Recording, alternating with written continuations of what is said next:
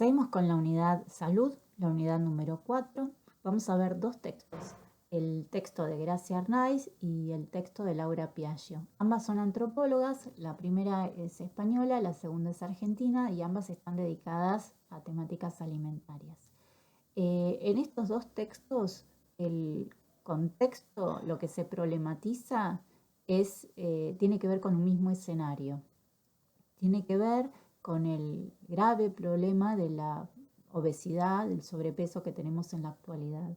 Para contextualizar un poco, de acuerdo a las últimas cifras de la FAO, tenemos que en este momento 2.000 millones de personas padecen hambre y otras 2.000 millones de personas padecen de sobrepeso y obesidad. En realidad esto es como la doble, las dos caras de la misma moneda, y nos están hablando de la triple carga de la malnutrición, en donde se conjugan el hambre, el sobrepeso, pero también la problemática de la falta de acceso a micronutrientes, vitaminas, etc. Y además esto también nos está hablando de esta problemática está totalmente conectada a las enfermedades no transmisibles, es decir, enfermedades que tienen que ver con cáncer, con enfermedades cardiovasculares, con diabetes, y que el 70% de las muertes a nivel internacional tienen que ver con estas problemáticas. De ahí la envergadura del tema que estamos viendo.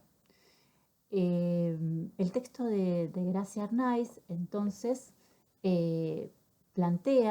hace una crítica al modelo médico hegemónico, a la biomedicina, porque lo primero que plantea Arnaiz es que habla de la existencia de una normatividad dietética, ¿no?, que tiene que ver con las prescripciones por parte de las guías alimentarias, las distintas acciones que se realizan desde el sistema experto en salud, que nos indican qué tenemos que comer, cuánto, etc.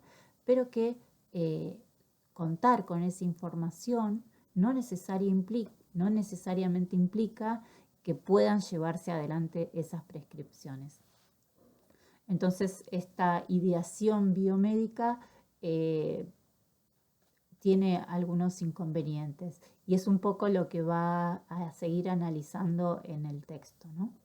Y pensando, bueno, cuáles son estos primeros aspectos que tenemos que complejizar, tienen que ver un poco con el contexto de las sociedades urbanas de la actualidad donde vivimos, donde la gran cantidad de horas que necesitamos para viajar, que nos lleva a tener nuestras actividades laborales, etcétera, inciden en que muchas veces lo más fácil, lo posible, sea el acceso a la comida barata, rápida, y que también es mala, ¿no?, por el exceso que suele tener este tipo de comidas, de estas características de grasa, sal, azúcar, etc.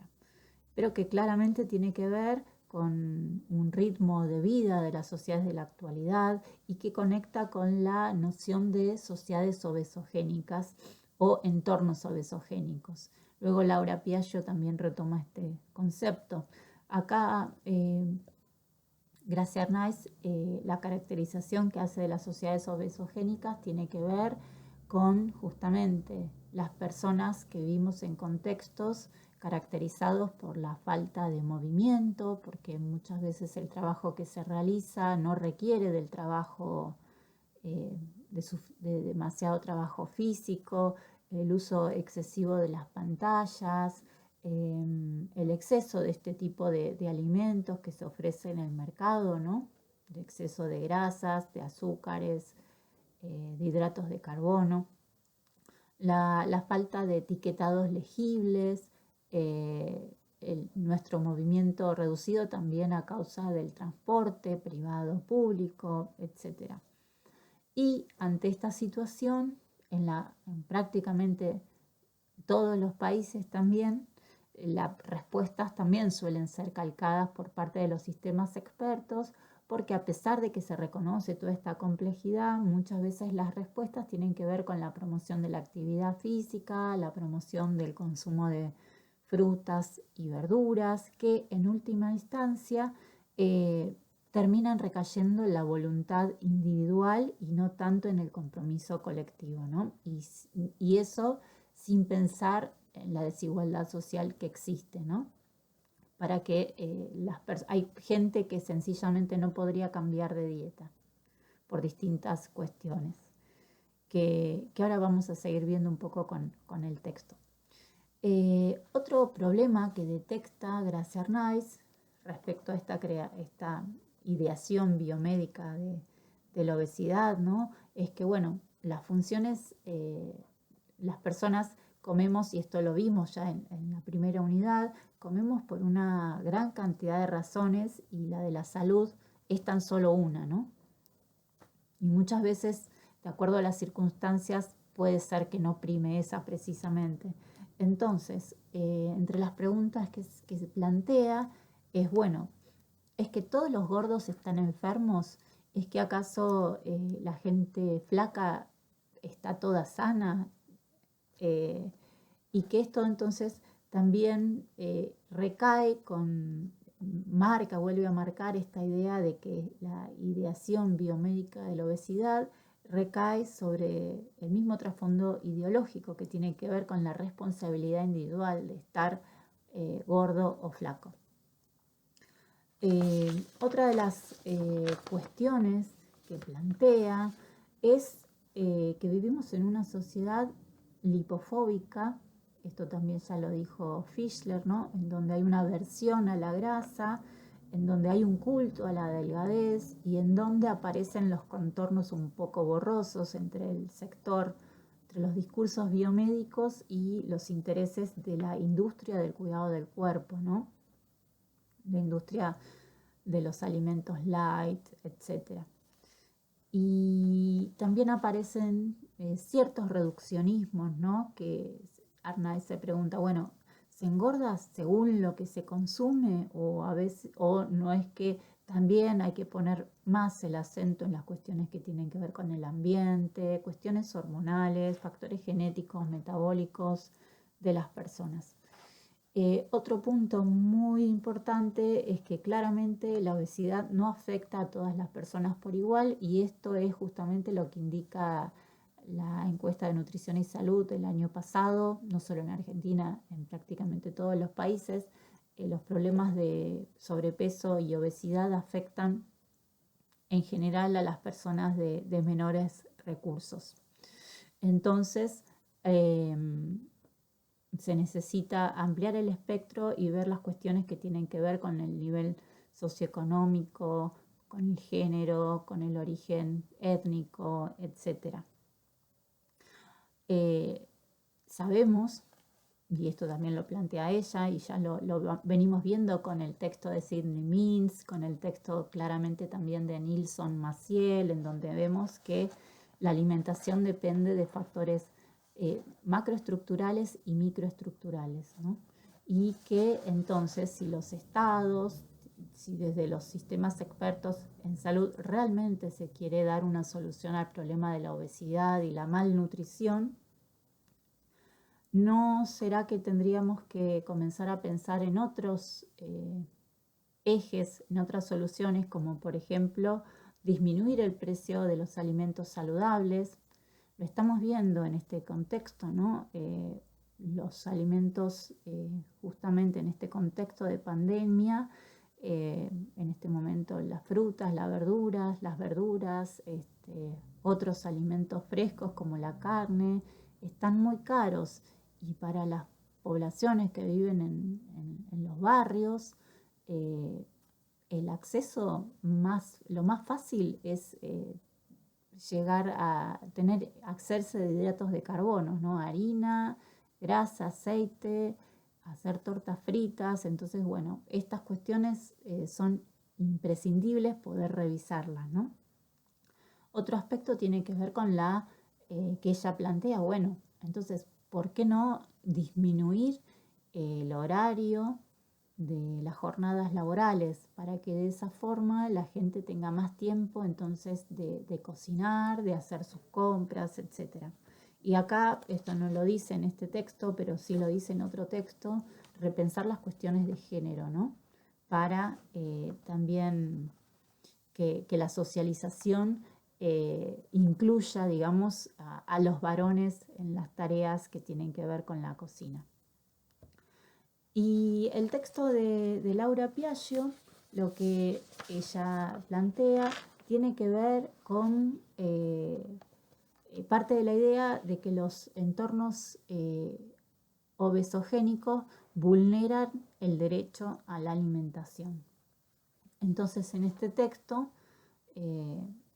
lo que va a tomar es la necesidad de, luego de problematizar distintas cuestiones que ahora voy a señalar, la necesidad de la existencia, de pensar en la existencia de medidas regulatorias para los entornos obesogénicos y en donde los principales problemas que comienzan a aparecer con esta propuesta tienen que ver con las barreras que imponen las grandes corporaciones alimentarias.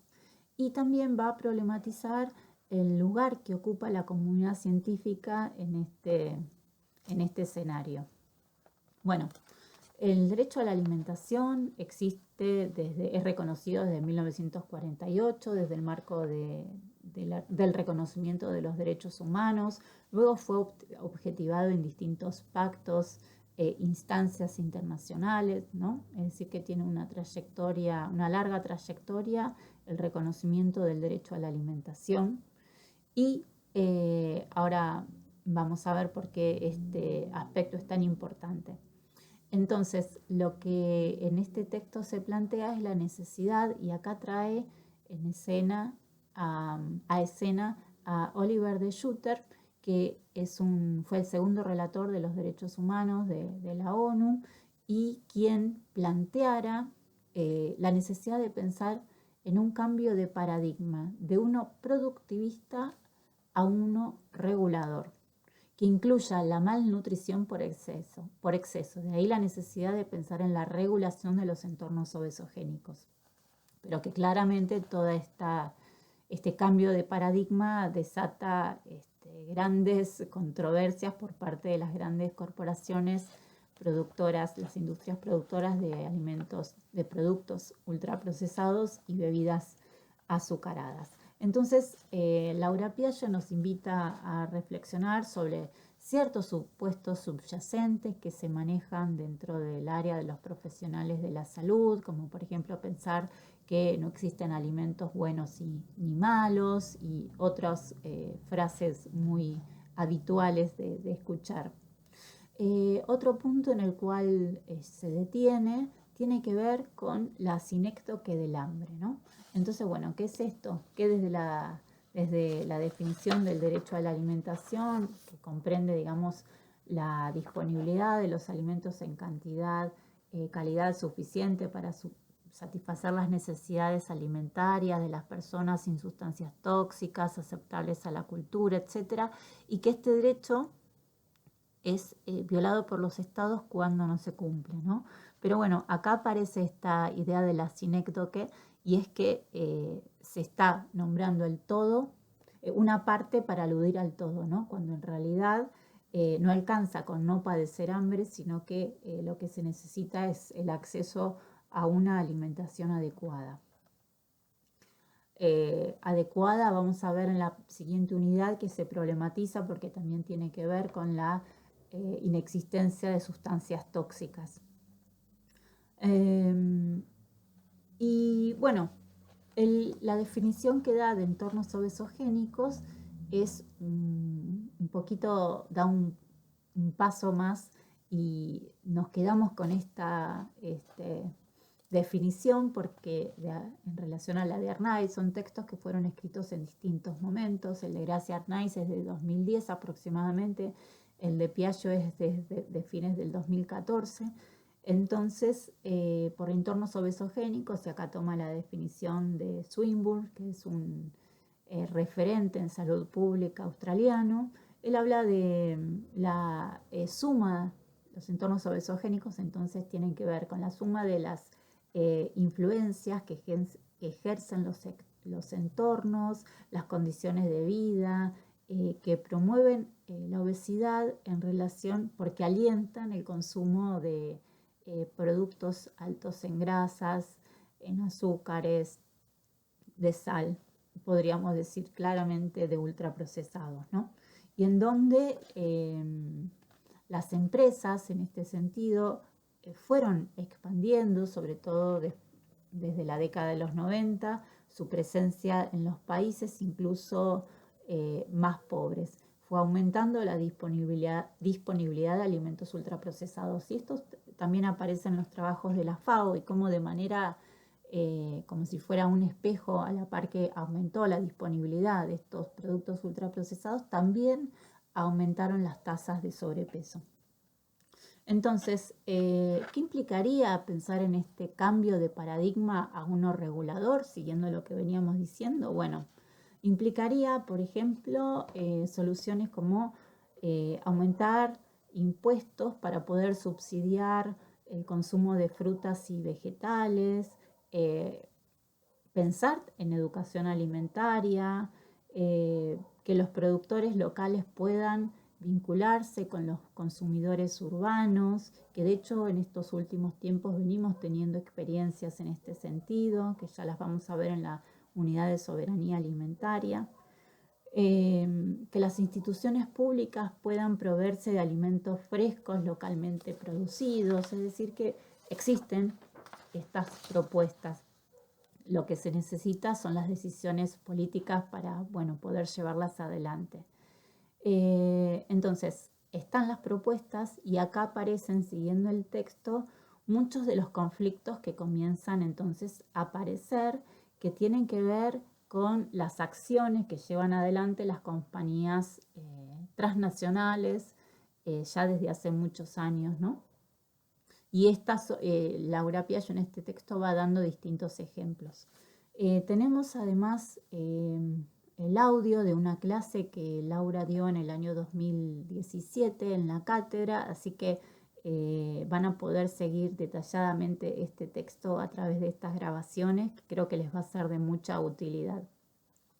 Entonces, estas compañías básicamente tienen dos modalidades de llevar adelante sus influencias para, digamos, que no se lleven adelante los distintos tipos de regulaciones a los entornos obesogénicos, y tienen que ver con acciones de tipo en las que se pone en juego el poder más duro y otras acciones en donde se pone en juego el poder blando, que tiene que ver con la influencia de distintas visiones a través de distintos mecanismos muy interesantes. Entonces, bueno, los voy a invitar a leer ambos textos, ¿no? Y lo interesante también de este trabajo es que plantea, ¿no?, la necesidad de pensar en el lugar que ocupan los profesionales de la salud, la comunidad científica, incluso estudiantes, respecto al problema que genera la malnutrición comerciogénica, ¿no?, así llamada, y que es necesario entonces un posicionamiento libre de conflictos de intereses, un posicionamiento ético para instalar el reconocimiento del derecho a la alimentación adecuada en la agenda pública mediática y las necesarias medidas regulatorias que tenemos que empezar a asumir. Bueno, nos vemos en la siguiente clase.